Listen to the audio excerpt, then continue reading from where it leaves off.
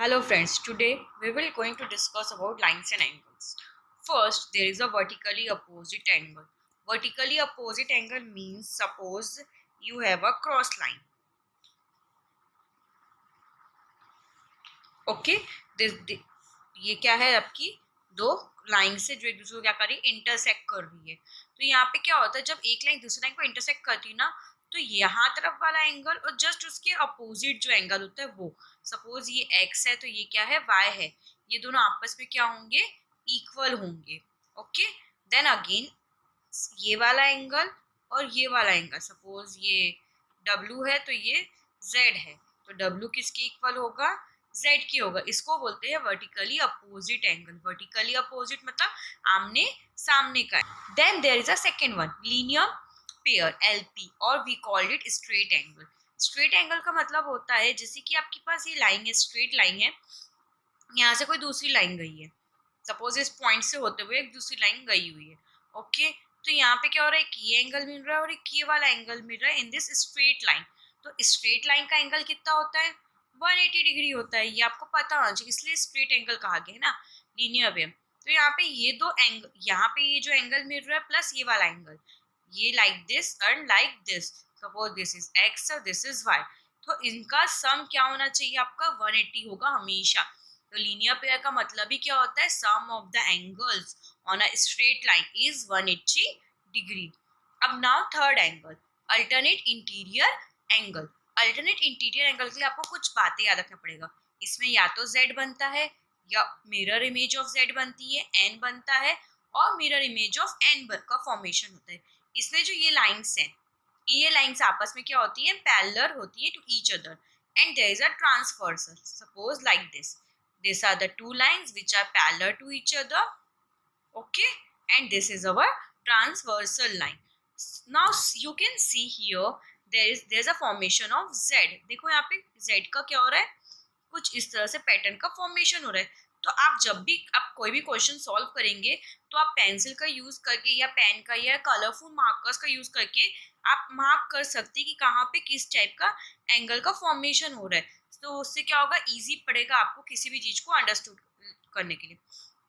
ये एक हुआ एंगल और एक ये एंगल आता है, तो अगर ये x है और ये y है तो क्या होगा x इक्वल टू y होगा। इसको ही बोलते हैं अल्टरनेट इंटीरियर एंगल। एक और फिगर से देख सकते हैं अपन, सपोज ये दो लाइन है और ये दोनों आपस में क्या है इक्वल है और यहाँ से एक ट्रांसवर्सल लाइन गई है। तो क्या पूछा है यहाँ पे ये एंगल और ये वाला एंगल, देखो इन दोनों को मार्क करो तो कुछ एन टाइप का बनता है मिरर इमेज ऑफ एन। देखो उल्टा है एन बन रहा है आपका यहाँ पे ये, तो ये जो एंगल बन रहा है सपोज ये ए है ये बी है, तो ए किसके इक्वल हो जाएगा बी के इक्वल हो जाएगा। ये क्या होता है alternate interior angle. Now there is a co interior angle. Co interior angle में आपको फॉर्मेशन देखना है इस टाइप से यू का, या इस टाइप से, या सी उल्टा सी सीधा सी।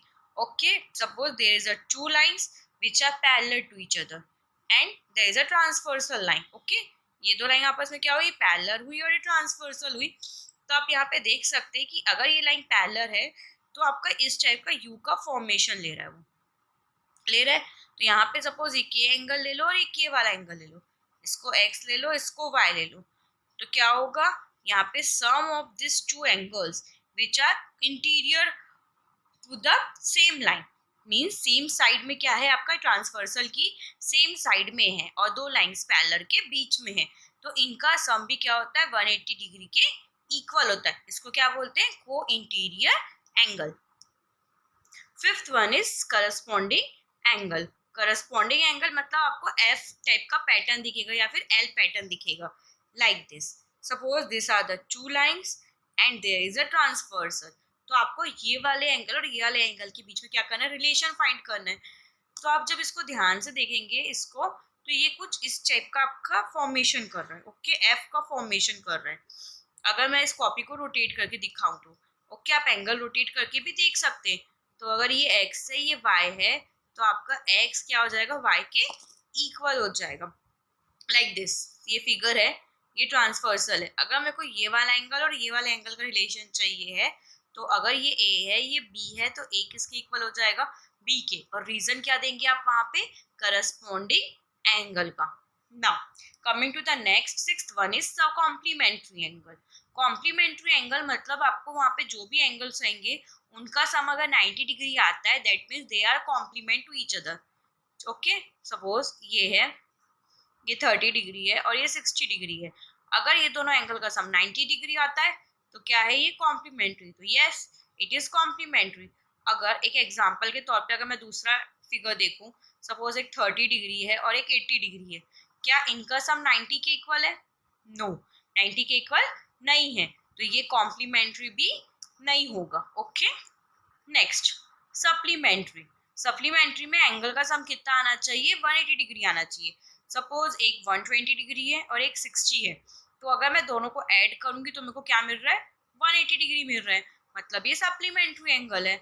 ओके, सेकेंड एग्जाम्पल, अगर मैं एक एंगल 150 डिग्री है और दूसरा एंगल है 70 डिग्री है, इनका सम कितना आ रहा है?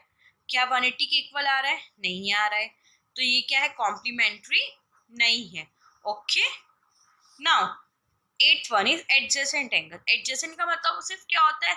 आजू बाजू के दो एंगल. सपोज ये एक फिगर है, ऑब्ट्यूस एंगल है, ऑब्ट्यूस एंगल में ये एक लाइन गई है, तो ये एंगल ए और एंगल बी आपस में क्या है? एडजेसेंट है, मीन्स आजू बाजू के एंगल्स है.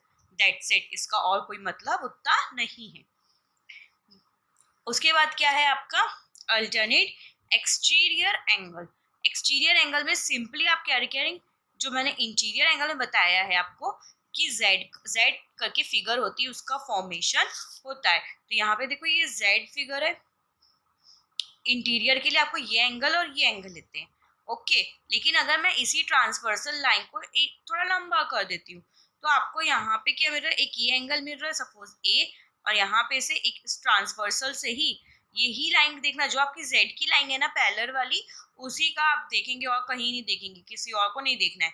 और ये क्या है? बी है, तो ये दोनों आपस में क्या हो जाएंगे?